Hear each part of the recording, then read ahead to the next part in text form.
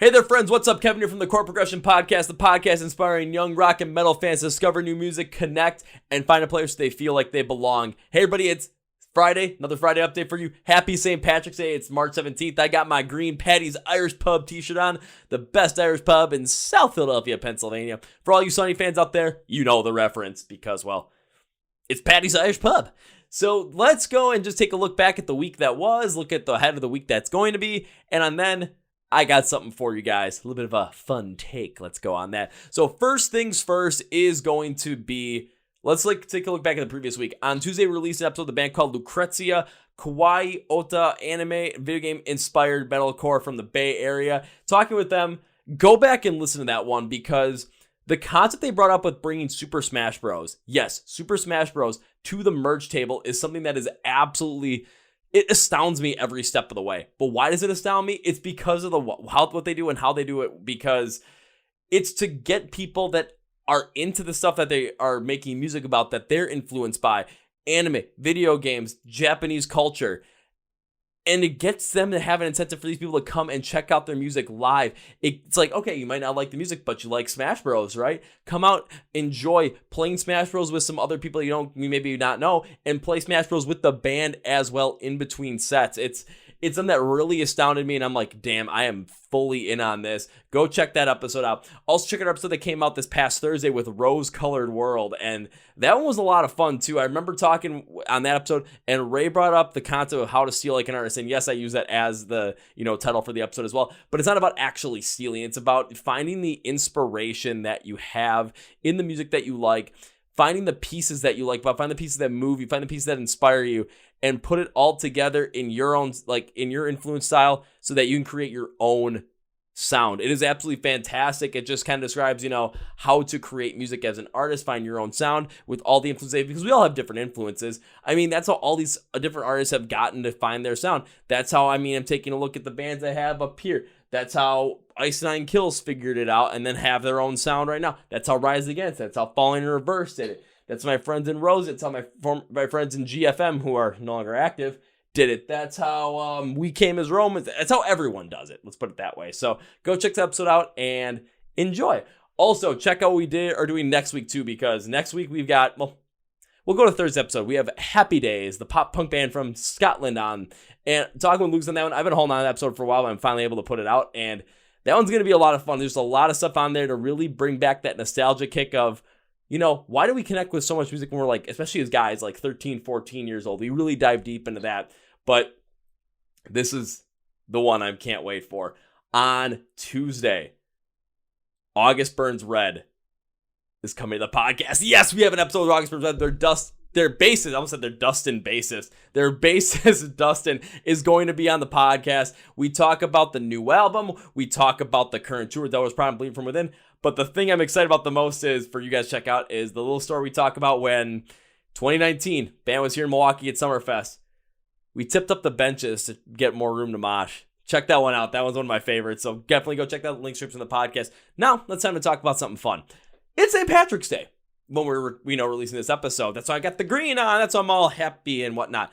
And you guys know I love rock, metal. I love metalcore, punk rock, hard rock, all that kind of stuff. So it seems like I wouldn't really be into any other kind of music, right? Or I might have a guilty pleasure. Well, I do have a pleasure. It's not a guilty pleasure. It's just a straight pleasure because I love this stuff. It's Irish music. I am a huge fan of Irish music. But think about this. Irish music plus rock music or Irish music plus metal. Does it really work? What I found is Irish music plus punk rock, oh my God, is it some of the greatest stuff you can possibly imagine. I recently got to go see this band, Gaelic Storm, one of my favorites. They're much more of this traditional style Irish band, but they bring in a lot of, more of the fun side of things into their music. I saw them this past Sunday, and their lead singer, they had the High Kings with them. And the lead singer of the High Kings had said something about, when it comes to Irish music, there are three things that get talked about: love, war, and drinking. And when you're thinking about that too, I'm like, it kind of makes sense because especially when they're talking a lot about drinking, because there's a lot of upbeatness to it. There's a lot of jovial happiness to it. And there's a faster pace behind it as well. Even their songs about love and war, sometimes they can have that upbeat sound. The instrumentals behind it, the bagpipes are absolutely killer. But when a band can mix that style of Irish music, those classic instruments, the mandolin, the fiddle, the violin, the flute, the specific kind of flute, the bagpipes specifically, or any other of those traditional Irish instruments, and mix them in with their kind of style of sound, especially when it comes to more of a punk sound that has that raw tenacity and has that energy behind it. You tell me, that you can't get into that stuff, because I don't see how it's possible. It's so upbeat, it's so happy, and you just have fun with it, even if it's, heavy and harder, talks about a heavier topic. I think about the Dropkick Murphys. I mean, think about some of the stuff that they've done. The Boys Are Back just is absolutely a banger that gets everyone riled up. I'm Shipping Up to Boston, Workers song, which I'm probably missing a bunch of them. Deeds Not Words, the Spicy McHaggis chick. It's just stuff that I absolutely cannot get enough of. Unfortunately, I've yet to see him play live. But at the beginning of the month, I got to see Flogging Molly play. For the first time I ever got to see Flogging Molly play. And Flogging Molly does have a little bit more of a, cleaner side compared to the Dropkick Murphys. But my God, that crowd for Flogging Molly was so upbeat, energetic, happy as all hell. Everyone was just so into it. It's like you listen to it and you understand it's just, when it comes to Irish music mixing with the style of punk rock, the raw tenacity and energy of punk rock fits so well with that upbeat, jovial energy of Irish music. And the bagpipes are such a fantastic instrument to combine the two, where it brings forward the power, the tenacity, but it brings forward that jovialness when you mix it with a punk rock pace style. Listen to Dropkick Murphys, listen to Flogging Molly. If you're looking for more of a funner Irish side that has a little bit less of a rock side, Gaelic Storm is definitely the way to go. And I want to hear your guys' take. I love when Irish music is combined with rock and metal, specifically when Irish music is combined with punk rock. I absolutely love it. I want to know what you guys think about this topic as well, because, again, it's St. Patrick's Day. Let's have some fun. Also, little challenge for everyone on St. Patrick's Day. So please, please, please make sure you watch this on St. Patrick's Day. If not, you're probably celebrating over the weekend as well. So please, please, please follow along with this, because I've done this before and it's a hell of a lot of fun. A little challenge for you guys. So here's my challenge. If you are going out on St. Patrick's Day or the weekend and are celebrating, going out to the bars, having yourself a couple of drinks, first off, please, please be safe. Have a designated driver. Have a way to get home, and make sure that you are not behind the wheel of a car.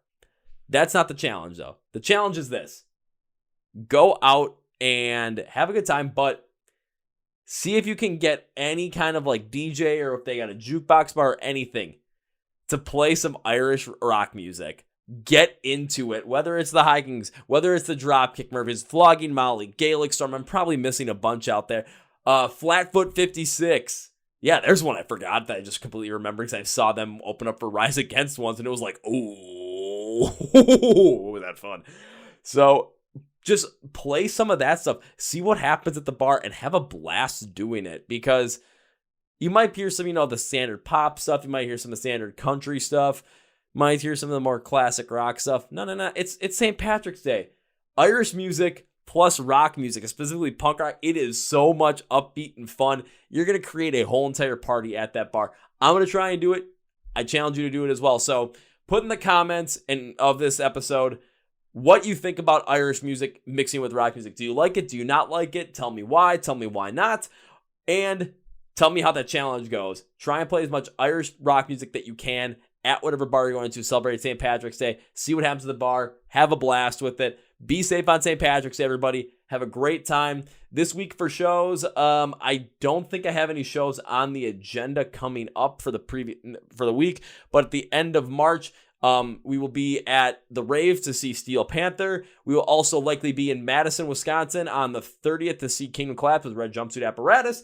And we will also be in Chicago as well on the 31st and the 1st for Rise Against, baby. So I'll see you guys there. If you see the guy in the Brewers hat in the pit, come and say hi. That's going to be it for me, guys. Have a great weekend. Thanks for supporting the podcast. This is Kevin. I'm out.